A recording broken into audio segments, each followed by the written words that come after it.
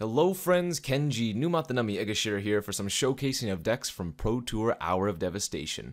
What better way to kick things off than with Paulo, Vitor, Damo de Rosa's winning Ramunap red deck. As of recent years, Mono Red has somewhat taken a backseat to many strategies, as it had often lacked the reach necessary to finish off the opponent. But with new additions from Hour of Devastation, such as the namesake Ramunap Ruins, you have access to quite a few points of damage from your lands alone. Let's take the deck for a spin and see how it plays out. And here we are for our first game with Ramunap Red. We are on the draw, but our hand looks pretty darn good. As you can see, we have nothing but 1-drops in the Earthshaker Kenra, so lots of good ways to push through damage. If the opponent or I choose not to play anything, these Village Messengers will transform. And we also have a Bomat Courier, which can start getting extra cards once exiled, so that's pretty cool as well. Alright, opponent leading on the plains and a Thraben Inspector. Quite a few different decks can lead with the Thraben Inspector. I hope the opponent is playing the God Pharaoh's Gift deck, but they could just be playing White-Blue Flash or White-Blue Monument, something like that. Unfortunately for me, a 1-2 kind of stops all of my early aggression, so I think here we're just going to lead with maybe Village Messenger. Although I suppose the Village Messenger has haste, so there's no real reason. In fact, all of the creatures in my hand have haste. So we could just shock the Thraben Inspector and potentially set up something next turn, but we'll hold the shock for now. I'll just run out the Village Messenger and pass the turn, see what the opponent does. Because if they just play a land and potentially sack the clue, then my Village Messenger will transform. Alright, not bad for us.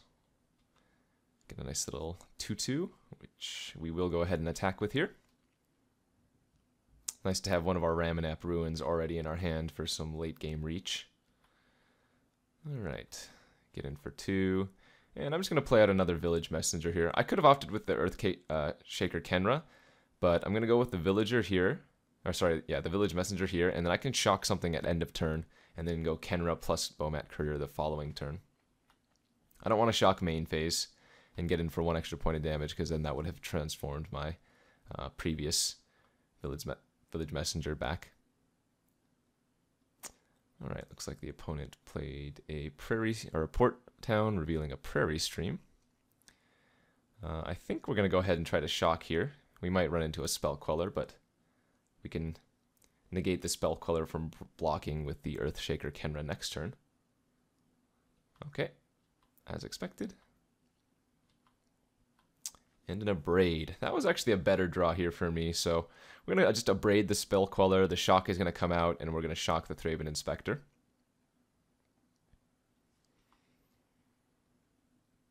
And I think it's worth it at this point to just flip my Intruder at the cost, or rather at the gain of getting a first trigger from the Bomat Courier.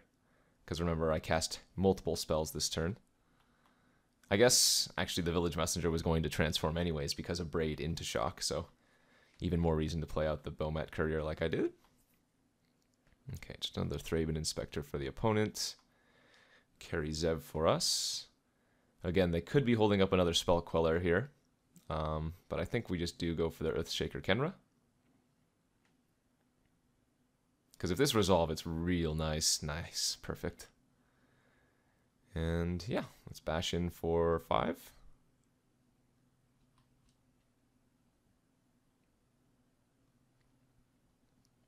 Okay, Nimble Obstructionist. That's not too bad for me. Looks like they might go to block that Bomat Courier, though. The real question is, do I want to trade in my Bomat Courier for 2 cards, unknown cards, at the cost of losing this Carry Zev? That would allow them to keep their Nimble Obstructionist, so I think here we're just going to let this trade occur and play out the carry, because I think Carry Zev is probably worth more than 2 random cards from the opponent. And if ever they don't play a spell, then we get to transform both of our Village Messengers, which 2/2s with Menace, pretty hard to deal with. Alright, Selfless Spirit from the opponent, who only has 2 cards left in their hand, though. Another fine draw from us. Although, again, I think I might opt not to play the Gorger this turn, so that we can trade off our, or rather, so that we can transform our Village Messengers. But we will attack with both the Earthshaker Kenra, which has a lot of value trading away, as it does have Eternalize and the Carry Zev, because, well, she has First Strike and Menace, so good attacks from here. We don't mind this trade. We get in for 3, put the opponent to 7, and we'll just pass the turn.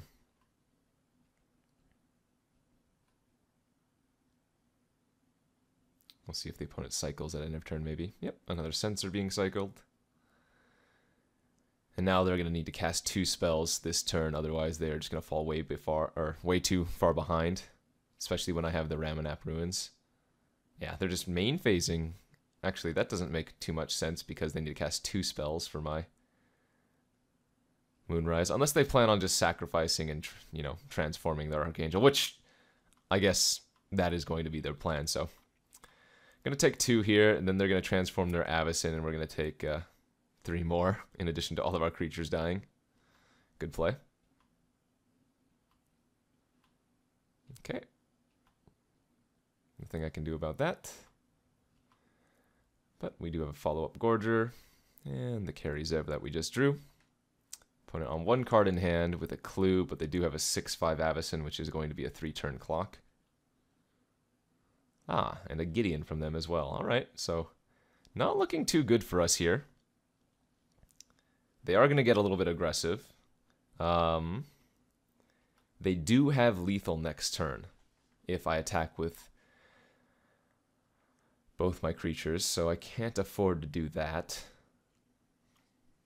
We can either go for the kill on Gideon, or we can attack their face. If we attack their face, they're forced to block, but then we just die to the Gideon, so it looks like here I might need to actually kill the Gideon. The question is, do I want to sack a scavenging, my scavenger grounds to my Ramunap Ruins to finish off Gideon?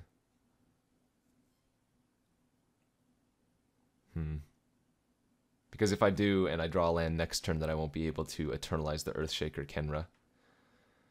So let's see. I think we're going to send it all at Gideon. They might trade away for the Gorger. Ah, they had an unsummon. Okay, well that's pretty bad for us too. In which case, I have to attack them down to 5 and hope they don't block.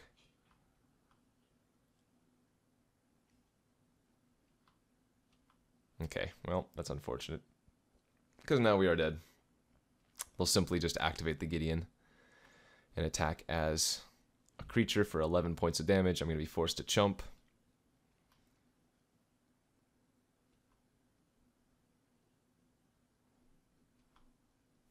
And pretty sure there's nothing I can draw at this point. Not to get 7 points of damage through. Oh, that's actually very close. But not quite good enough. Alright, we will scoop this one up here and sideboard for a second game. Alright. Got some options. What do we want? Savage Alliance, Chandra, Glorybringers. A lot of fine options. And this is, again, this is Paulo, Vitor, Damo de Rosa's exact card-for-card list. And spoilers, although the Pro Tour has been done for quite a while now, he did win the event. Problem against Blue-White Flash is that a lot of the spells kind of negate my removal. They have Selfless Spirit, they have Avacyn. They can even just ultimate, or rather emblem Gideon to get their creatures out of burn range. So I think I might bring in the Ether Sphere Harvesters here. I'm not sure how good the Chandras are in particular versus them, although it does seem fine for a little bit of reach. Pia actually seems okay as it provides me with multiple creatures, one of which can block a flyer. The real issue is going to be the Avacyn if they get to transform it like they did in the previous game.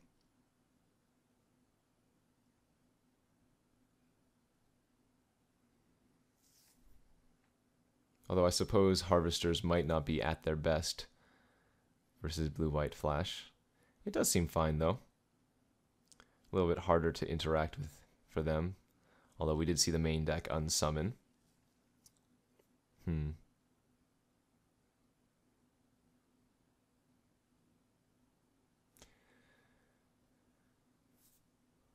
bring in the Glory Bringers. I do like them. And they do take care of Avacyn by themselves, should she not be transformed, but slightly awkward if they have a Selfless Spirit already on the battlefield. Alright, I'm going to try it like this and see if we can get them for game 2, where we will be on the play. And this hand seems absolutely fine. 2 colorless lands is a little bit awkward, but I don't need more than 1 red in this hand currently. And, do I want to just get the Bomat Courier online as quick as possible? We probably do.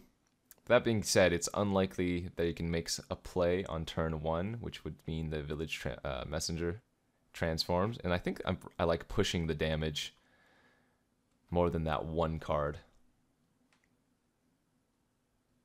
Beautiful. That is exactly what we were looking for.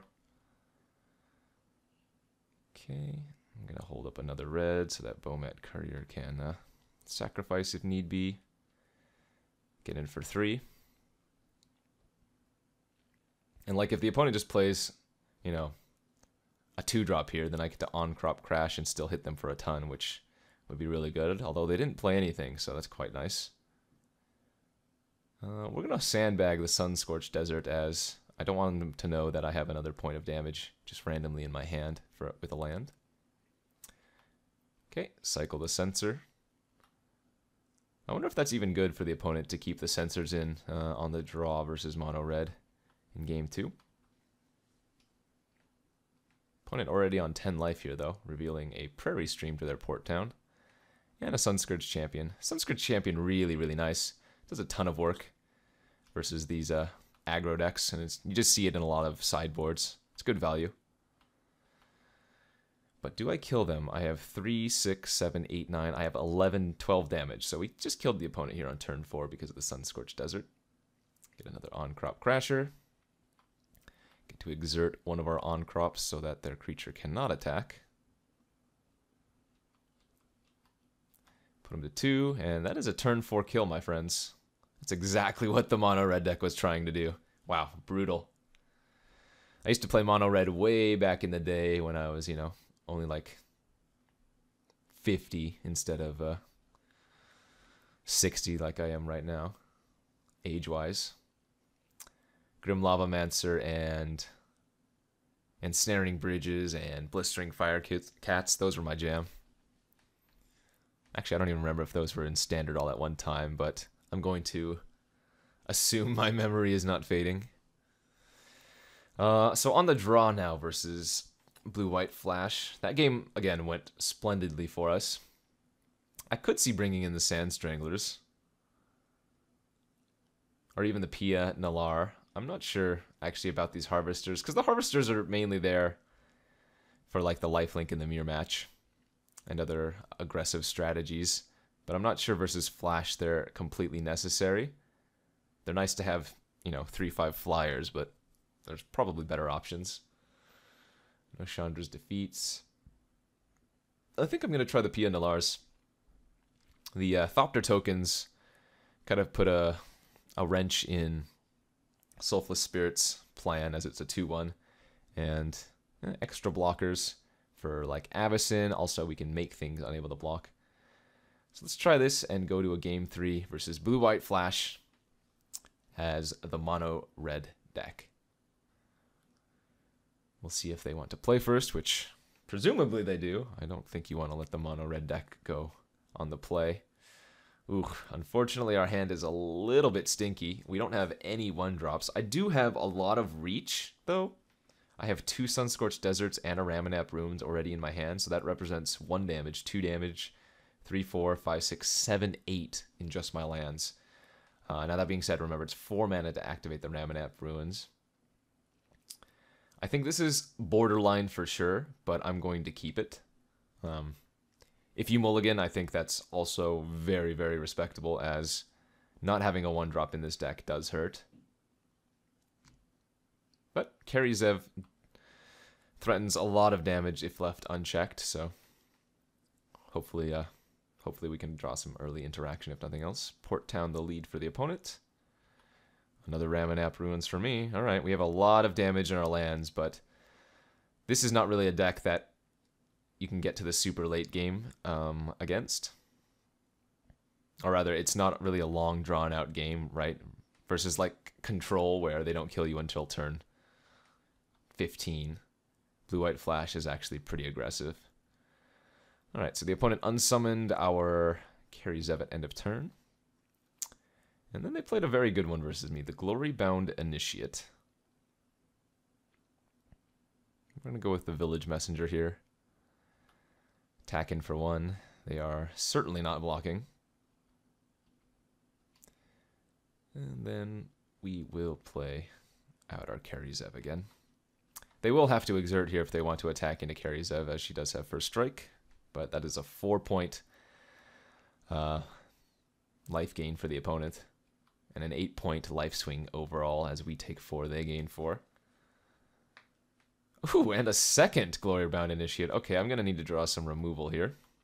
Yikes, how about a 3rd Ramunap Ruins? Not exactly what I was hoping to draw here.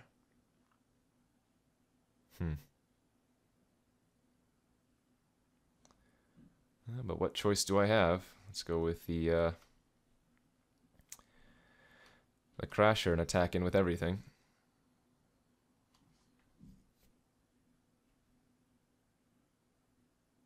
Opponent's already gained 4 life. They're going to gain another 4 here.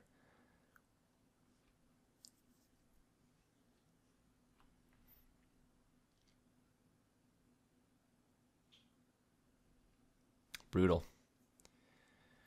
Every other turn, they're gaining 8 life. Every turn, they're gaining 4. Oh, they have a 3rd Glory-Bound Initiate? Oh my gosh. Well, this is just unfortunate for us now. And a Cycle of a Censor, probably looking for a land, which they did not hit. Oh man, how do I erase this? I'm gonna have to start leaving back creatures to chump block. As we'll play the Earthshaker Kenra. Another Earthshaker Kenra. They only hit me for 8 next turn, but they do gain 8. So I think we just bash in with everything.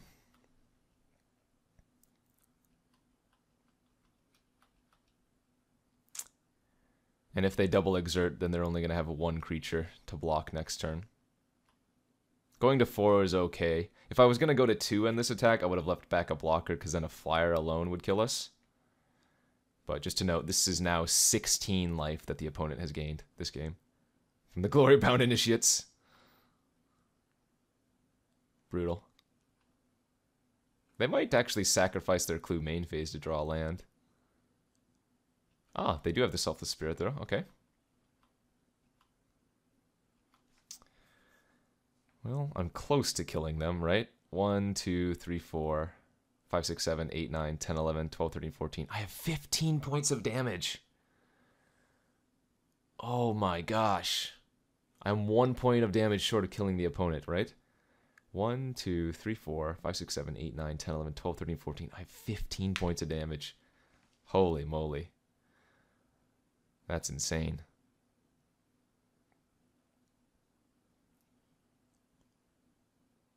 Okay, so we're going to play the Sunscorched Desert here.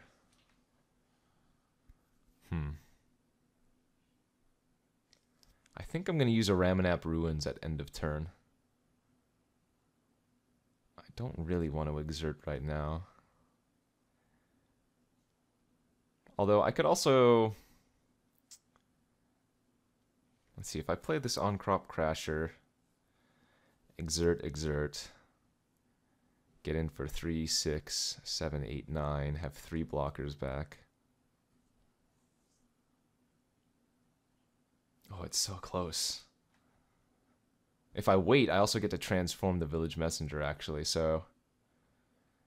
Yeah, I think we're actually just attacking here. With Karizev, On-Crop, and Earthshaker.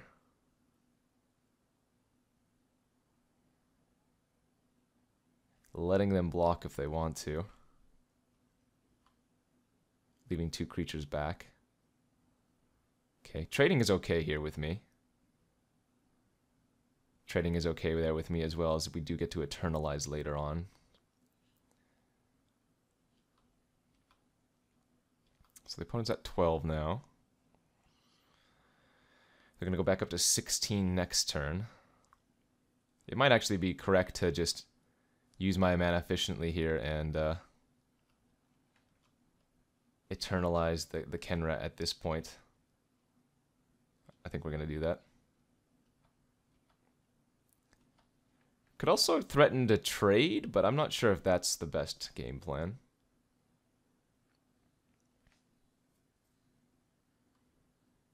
Stasis Snare. Okay, so they're going to eat my Earthshaker. They're going to gain 4 more. Ah, darn it. 1 point short. As I have to chump here, I guess it's better to block with the Earthshaker to potentially get another...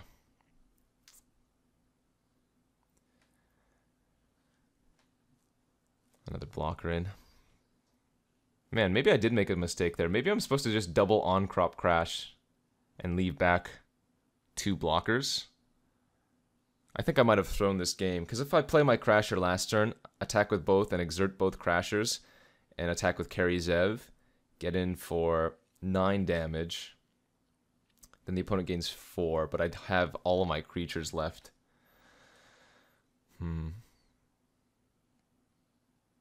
Yeah, that might have been a mistake on my part.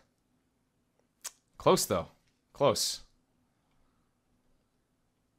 So many different lines to take. Alright. We're just going to Eternalize. Attacking for 3. And I'm going to have to trade and chump. But at this point, the opponent's just gained so much life. It's going to be hard to come back from. It's amazing that we almost won on that 1 turn, even though the opponent had gained 16 life, though. I think I might have made a mistake, but definitely a good game. I hope somebody's been keeping track of how much life the opponent's gained.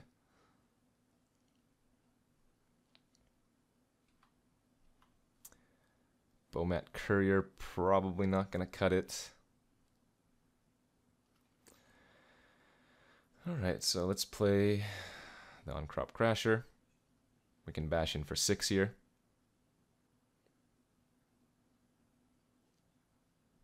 Ah, Spell Queller. Alright, that's good enough. GG's. Opponent got me there. I think there was a different line that I could have taken to potentially have won, but it was definitely very close. I think instead of going for the play that I made and letting them trade, I think I should have just played the second Crasher and hit them for at least 9 damage, because they can only gain 4 on the crackback, and I'm not dead to their flyer since I was at 4 instead of 2. So I think I might have misplayed one of those last few turns, but it was definitely a very close one, and looks like Mono Red is the real deal for sure. Hopefully you guys enjoyed this look at Paulo, Vitor, Damo Rosa's Ramunap Red.